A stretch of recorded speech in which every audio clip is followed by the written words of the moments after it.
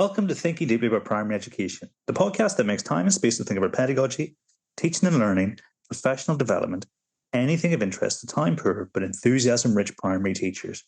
Now, this week, as we are now halfway through the calendar year, I'm going to share 3 of the questions that really made me think deeply across the first half of 2025.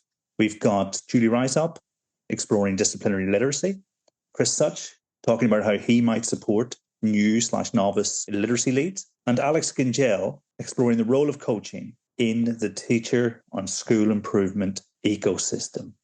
Now, before we begin, just a reminder that anyone in the Cardiff area, or even anywhere in Wales, or anywhere in the border counties, tickets for Tadape Cymru, 27th of September in St Peter's, Cardiff, are available from Eventbrite. I'll make sure the link, as always, is in the description. Tickets are going fast. It'd be great to see you there for a day of professional learning, all to raise money for Valinder Cancer Centre in Cardiff as well. So without further ado, let's spend some time thinking deeply about primary education.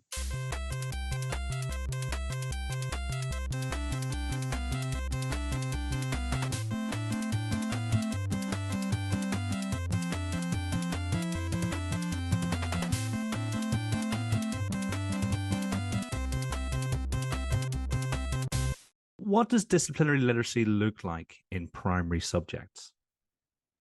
Yeah, so I think this is a great question.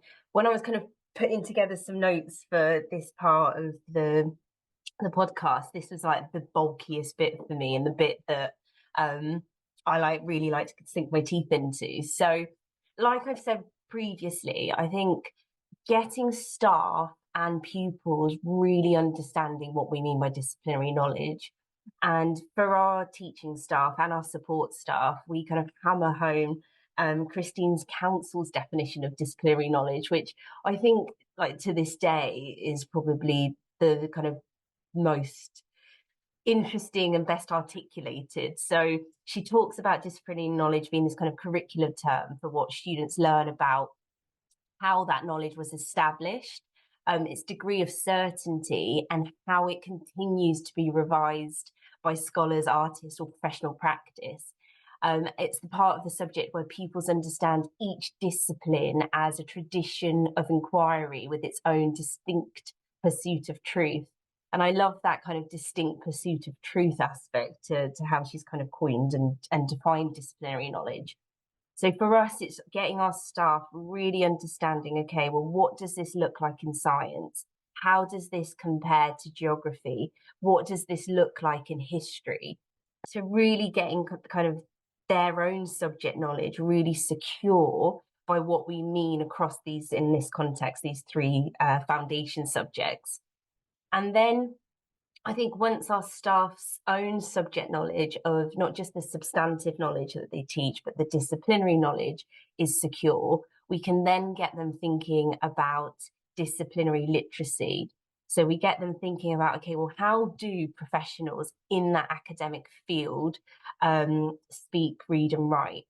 So we think really carefully in primary about the kind of resources that we're using with our pupils, from, you know, perhaps texts or extracts that we're kind of selecting as curriculum designers, to also how our pupils write any of their own resources, or how they prepare their own PowerPoints, or we use Active Inspire and we call it flip charts.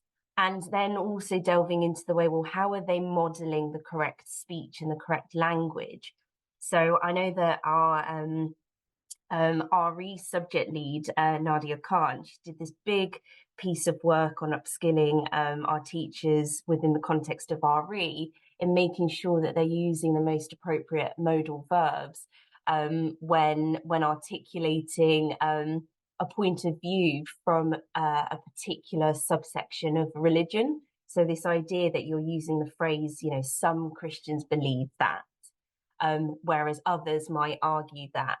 So that if you are someone that's a practicing Christian, but it's a slightly different branch or denomination of Christianity that's being taught within the lessons, you're not suddenly then feeling, you know, a bit on edge or a bit excluded, because actually, do you know what, I don't do that as a Christian. So just by tweaking that kind of language at the beginning means that you're thinking really carefully about the fact that it's not just this kind of blanket statement for all. There are nuances to it. So when I kind of started this kind of deep dive into disciplinary literacy, it actually started all the way back in 2018, where for the 6th lesson in each of our units, it's an assessment lesson. And in that assessment lesson, I was in year 6 at the time, we write essays. So for science, for geography, for history.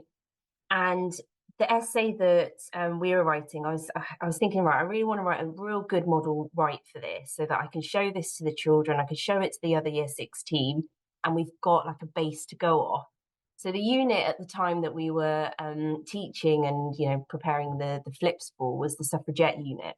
And I started writing this like model essay, and I was super excited about it. I was really proud of what I'd written. And I'd sent the model essay that I'd written to our curriculum director, Alex Pethick, who like completely tore it apart. So she was like, right, you've nailed the substantive knowledge, but you've absolutely missed completely what we mean by disciplinary knowledge and how to actually write within that discipline. Now, for context, I don't even have a history GCSE. So my only like history schooling was between the ages of year 7 and year 9, with very minimal history teaching at primary. So for someone who's not inducted into the discipline of history, I wrote my history essay for that suffragette unit in the same kind of tone and style that I would have written my psychology essays at uni. So the kind of final paragraph was very kind of like opinion heavy. And Alex, who is a historian and who has a degree specializing in history, kind of unpicked it and explained to me why that isn't appropriate for when historians write essays, because you don't lead with personal bias. It's really important as a historian that you remove personal bias, you know, as much as you can, and actually just present the facts or the argument in kind of a logical kind of way. So that kind of got me interested into what do we mean by all of this, and what are those kind of soft nuances that experts realize are happening in this, or maybe, sorry, implicitly don't realize are happening within their fields, and how can we make that kind of implicit really explicit. So I just went on this kind of journey of starting with year 6, but then also year 5, because I was the phase leader at the time, of writing all of the model essays for history, geography and science, getting really good feedback from subject experts in that field on how I'd written them. And then I did lots of research into, well, what are all of these language nuances? What are all of these grammar nuances? And basically tried to codify it. So, for example, in history, you're much more likely to use the active voice in comparison to science, where you're much more likely to use the passive voice.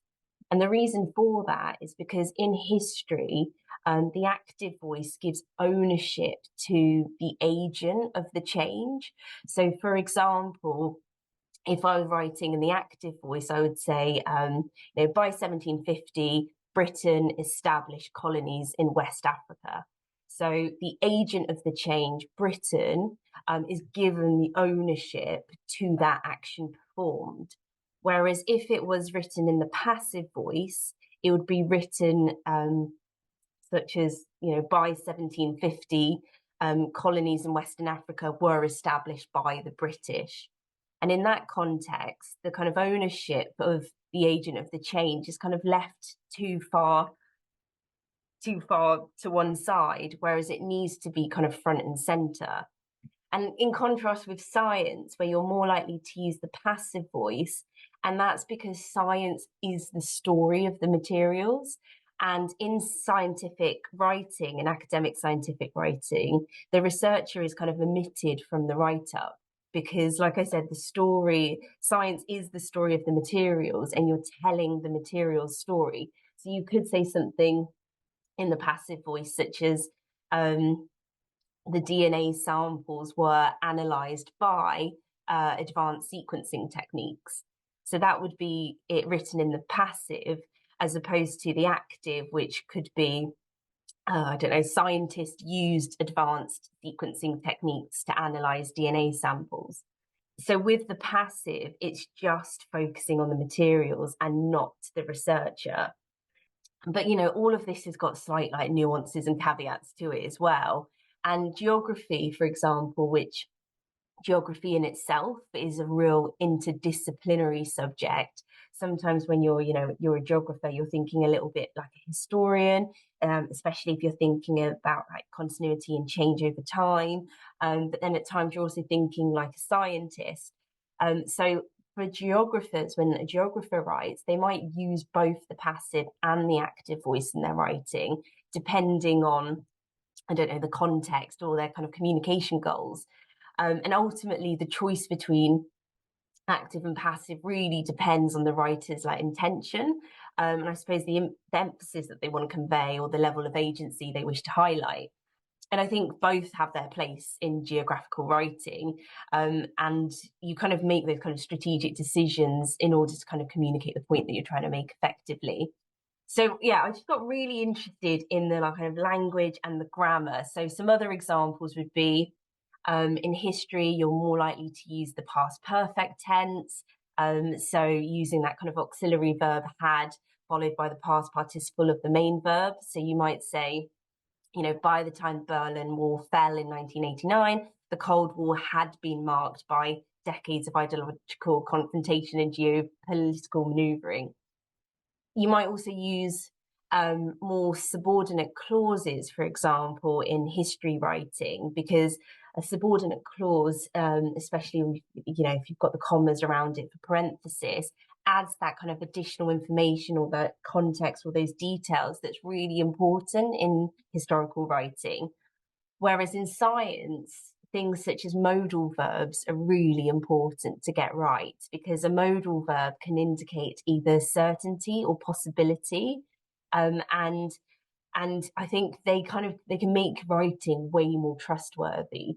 So you could say, based on the data, it appears that species might be more resilient to environmental changes. In science, you're much more likely to use the future tense, especially towards your kind of discussion and conclusions. So you might talk about, what kind of future research objectives there might be, what kind of future outcomes there might be. In science as well, in the methodology section, you might be more likely to use those kind of command words, which are kind of specific verbs ultimately that convey certain actions. So, calculate the velocity, determine the pH, measure the length, test the hypothesis. Whereas in geography, really nailing prepositions is really important. So, really accurately describing the location of something. So the Great Wall of China stretches across northern China. The summit of Mount Everest is above the clouds, whatever it might be. But in each discipline, in your geography, in your history, in your science, there are these real subtle, small grammatical and language nuances that experts, I think, take for granted, that our kind of real novice learners, our pupils, need to be kind of explicitly taught. So the way we kind of do that within our trust is all of the resources that are presented to the children reflect the academic discipline that's being studied. But then we also, when we're actually teaching children the skill of writing, we dedicate English curriculum time in order to do that really successfully. So our English curriculum at the end of each half term, the final week, so all 5 English lessons are dedicated to disciplinary literacy. So by the end of each half term from year 2 up to year 6, our children would have written an extended write or an essay in history, geography and science twice. So 2 history essays, 2 geography essays, 2 science essays or extended writes by the end of each academic year. So by the time they get to year 6, they feel really confident and really fluent in being able to kind of independently code switch from one subject discipline to another. Do you have peers who you have the conversations with about this, or is it just this is the depths to which you've decided to go one day? Well, I suppose the PKC team. So I like pick their brains. I've only really gone into depth with the science, the geography, then the history, but I really want to pick Naomi's brain and delve into the disciplinary literacy associated with art, and then also Nadia Khan's brain on the disciplinary literacy associated with RE, because I think there's so much more to learn.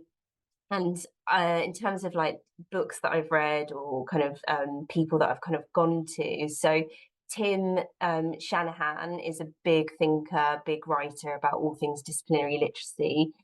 Alex Quigley has written about disciplinary literacy in his books as well and on some of his blogs. Catherine Mortimer, again, has written a brilliant book, slightly more secondary focused, but there's elements, lots of elements that are applicable to primary. And then Shireen Wilkinson's in the process of writing a book on disciplinary literacy and how it's more applicable to primary. So I've had some really, great people to be able to kind of chat to and bounce ideas with. But I think the key is just like reading, just reading around the subject and actually like engaging with like scientific academic articles, like history books, geographical articles. I literally sat there, printed things out and just highlighted and kind of like pattern spotted across and then tried to codify it. And then what I realized is that our grammar curriculum at Key Stage 2 actually really lends itself to being able to map together which kind of grammar strands link to which kind of academic disciplinary field. And then we've interwoven that as well into our grammar curriculum. So the examples that we're sharing with our children as part of our SPAG kind of 2-hour session that they have, 2 half-an-hour sessions in Key Stage 2. The examples that we're showing are some fiction-based examples, but then the non-fiction examples link directly to the history, the geography, and the science, so that the children are kind of implicitly learning the history, geography, science, but then explicitly learning the grammar that's associated with it. I mean, as you were speaking, I was thinking, well, this is a really clear reason why we have the expectations on pupil grammar that we do. And I imagine that more often than not, possibly being taught in isolation as standalone rules, but with that sort of, with those connections, with tying everything together, it just makes so much more sense. Then it becomes a natural part of how children write, which is, I think, in my opinion, much better for them in the long run, rather than the sort of typical way I would have taught pupils to write with them, like a big hot piece at the end of the term with as much onomatopoeia as possible, So I mean, you can tell you understand the grammar and because you were giving me active and passive examples off the top of your head. No one does that. People had to think about this stuff all the time. So I mean, I think it's amazing. I may be wrong. I may be misquoting the report here, but I believe in the EEF disciplinary literacy report, it talks about grammar, the evidence behind it that suggesting that it's best taught in context. So as all those great examples that Juli's gave us, when you're teaching children about passive, like you're doing it in the context of that scientific writing rather than being taught in isolation. And I believe the report says that it's more effective when it is taught in context. Oh, that makes tons of sense. And, certainly in terms of what it looks like, I think you've done a fantastic job of explaining, probably just a fraction of what it might look like in primary, but definitely really helpful for teachers. So the next one is almost like an amalgamation of a couple of questions that sort of hit on the same thing. And I think, if memory serves me right, you may mention this towards the middle of Primary Reading Simplified. So like if you were mentoring a newly appointed literacy lead, what micro steps would you recommend for the first sort of 12 weeks? So what's that, the first big term? So the staff begin using the new reading lesson structure with fidelity, yet still feel ownership of the change. It partly depends where we're coming from here. So you mentioned reading lesson structures there. Very briefly, or as briefly as I can, I think I'll need to go back a step and explain what reading lesson structures are, where they come from. That'll take me about a minute. So here goes. So the teaching of reading that follows phonics, I think largely can be boiled down to three principles, the three things that we need to address. One of them is we need to develop pupils as fluent readers through scaffolded decoding practice that can be provided by things like repeated reading. So we need to develop fluency, in other words. The second thing we need to do is give pupils a huge variety of reading experiences. Meaningful reading experiences, often of whole texts, are ideal. And the third thing that we need to do is we need to engage pupils in deeper text discussions so that they become more strategic in their reading, and so that we can teach them about common language structures that will appear time and again. So those three things that we need to do. One way of addressing that I talk about in Primary Reading Simplified and makes up the heart of the book is what I call reading lesson structures. Tried and tested ways of addressing those three priorities. A fluency read, which is basically repeated oral reading with a bit of modelling and a bit of performance and discussion, addresses fluency. Extended read is where the teacher takes charge of the reading, reads aloud at pace. Over time, as pupils become more fluent, engages them in some independent reading as well to incrementally and intentionally build reading stamina. And in order to do deeper text discussions, I have a reading lesson structure that's common to lots of schools called a close read.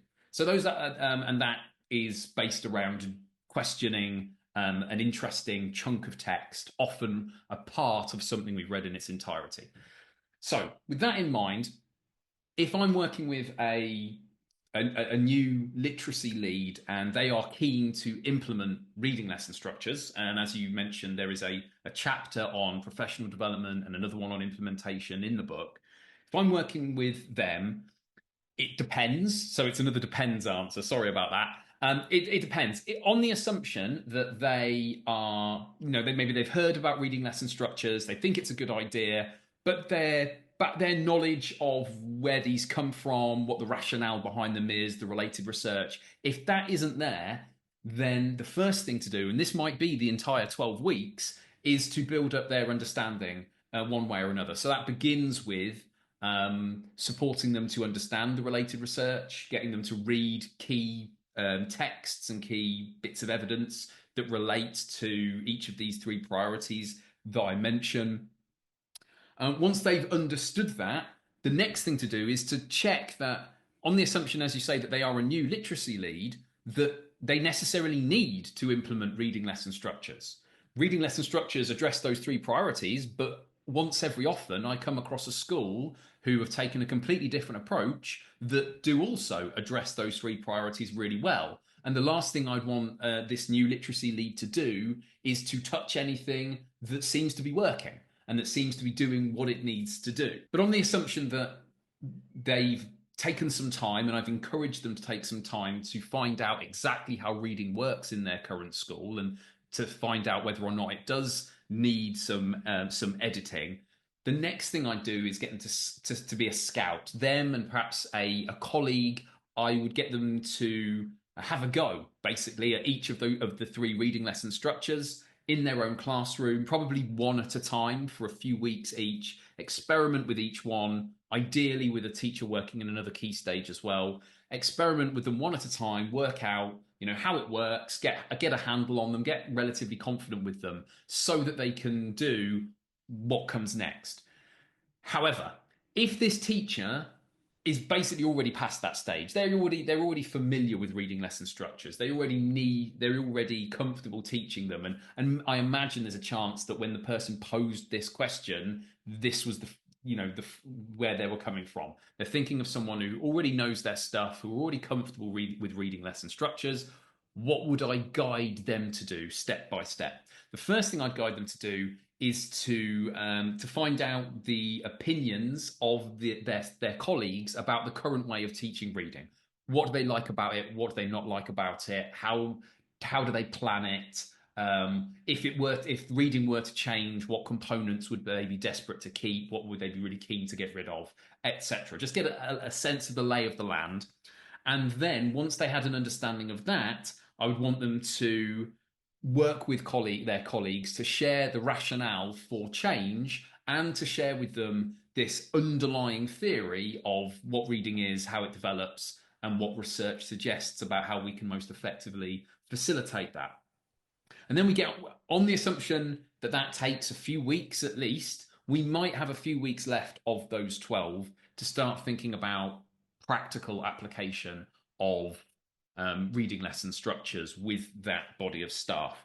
And it's really kind of a repetition of that scouting that they did. So I would want them to first model one reading lesson structure, probably fluency read first, to model that with their staff to get it, to make it really clear that it isn't, a particularly impossible thing to do. In fact, to do it adequately is really achievable, but there's loads of room for growth.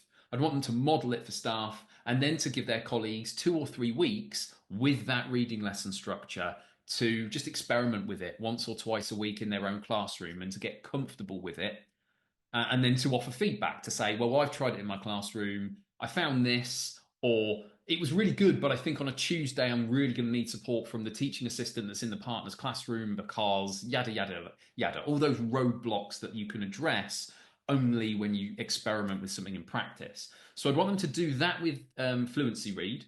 And then on the assumption that colleagues start to feel fairly confident with the fluency read, I'd want them to do the same thing with extended read. So model it in a staff meeting or in some of the professional development session, and then work with colleagues to give them the chance to experiment with it. And then if there's time in the 12 weeks, though there's likely not to be, we don't want to rush, they would do the same thing with a close read. And only once colleagues have grown comfortable with all 3 of those reading lesson structures do we start to say, okay, let's implement all 3 of these across a reading week in different proportions depending on the needs of our pupils across the school. And it's only once teachers are really comfortable with this way of teaching that you then say, this is how we teach reading now. And from then, the micro steps are about observing teachers, offering feedback, providing support, and partnering teachers up so that they can work with each other if one's maybe a bit more experienced, a bit more expert, maybe one's an ECT who could do with a bit more support.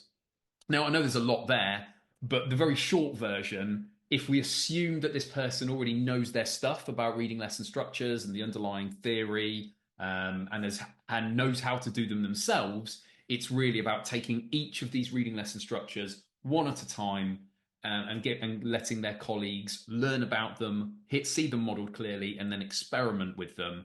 And all of that is, of course, preceded by finding out what staff currently think and sharing the rationale for change so that everyone's on board. You mentioned there that they may not get through all of them in 12 weeks. Do you have a rough ballpark for how long you think actually we could be up and running with this in, say, February of an academic year, or do you think it might be a bit longer, or does it depend, as always? I'm tempted to say it depends, but I think as a general rule, on the assumption that let's say that you've done all of that early work and you know that your colleagues are ready for change, they understand the rationale for change, and you're just thinking, okay, now let's make this work. I think it's perfectly possible to look at a reading structure and experiment with it over the course of, say, 3 or 4 weeks. And so I think it's perfectly possible that across a term you could practice and get feedback on and get confident with all 3 reading lesson structures across a term, so that at the start of the next term, that's when you roll them out just as the way that you teach reading. Now, just something to bear in mind here is that one of the advantages of this is that teachers can experiment with these reading lesson structures just on 1 or 2 days a week, while keeping what they're used to and what they're comfortable with and what maybe they already have planning for say 3 or maybe even 4 days a week while they're doing that experimentation. I think the last thing I want teachers to do is to be experimenting with something new and having to plan a whole week's worth of teaching that way from scratch, even though reading lesson structures by design are not particularly costly in terms of time to prepare. But yeah, I think it's perfectly possible to wrap your head around it and get comfortable with these 3 reading lesson structures across a term. By the way, there is a 4th reading lesson structure that's kind of introductory for year 1, but that can be learned at the same time by year 1 teachers. But yeah, I think it's perfectly possible to wrap your head around it, get confident with them across 12 weeks or across a term, and then be ready to kind of hit the ground running at the start of the next term. That's generally what I advise. I think it can be done slightly quicker. I think there perhaps are advantages for taking it slightly slower, but I think that works pretty well.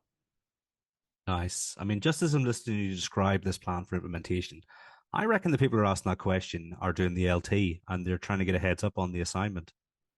And they're hoping that reading comes up as the. Yeah, quite possibly. Yeah, it could be they're getting me to do their MPQ for them, which, if they can transcribe it, fair enough. Yeah, because they put. I mean, the transcript exists on different platforms. Then you just go here, turn this into an assignment. Here's the question.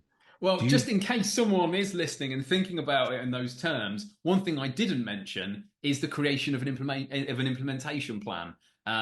Partly because I kind of take for granted that I've created an implementation plan that schools can use and adapt in the book itself. And the other thing I didn't mention is what you do at the end, but I just figured you wouldn't get time for that in 12 weeks. Once teachers have got confident with it and they've rolled it out, it's really important to check, are teachers still doing it? Are they comfortable with it? Do they need help? And over the longer term, or at least the medium to long term, are we getting out of it what we'd hoped to get out of it? And if not, why not? Nice. That is excellent salesmanship, because you don't mind if they cheat, but they have to buy your book to get the full benefit of the cheat. And that's excellent. Exactly. You want an implementation plan? Buy my book. Fantastic. Do you write the questions, or is it a team for Ambition who write the MPQs? Well, I did write some MPQL questions back a while ago, but not the 4 ones that are out now. No, that would have been for previous cohorts.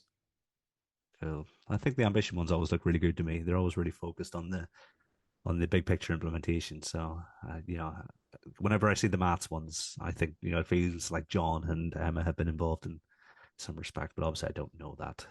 Yeah, and like little reminder that the episodes that John and Emma were on Thinking Deeply a few weeks back, superb stuff. I mean, I'm so genuinely very grateful to work with people like that on a Monday and Tuesday at Ambition. It's super. It's one of the best parts of the job. Yeah, they're lovely as well. I mean, I remember reading the expert edit and thinking we were going to do one episode. And I thought there's no way I'm going to be able to cram this all into one. So hopefully that's the start of many, many appearances from those guys on the pod.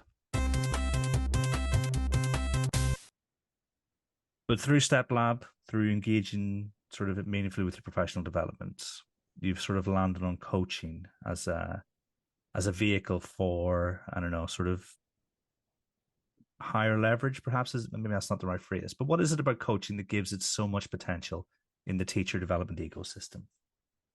Yeah, I mean, I do love using that word ecosystem when it comes to teacher development, because I think it highlights that, PD isn't this like series of one-off events that maybe similar to how I experienced it. It's actually this kind of living, breathing system of super complex but really interconnected parts and things. But I think one of the challenges around teacher development and getting that ecosystem right is that it's difficult. Like, it's difficult to get that right, and that's mainly because like teaching is difficult. It's probably one of the most complex things that a person can do. There's so much going on in a classroom all at the same time. There's so much that can go wrong in any moment.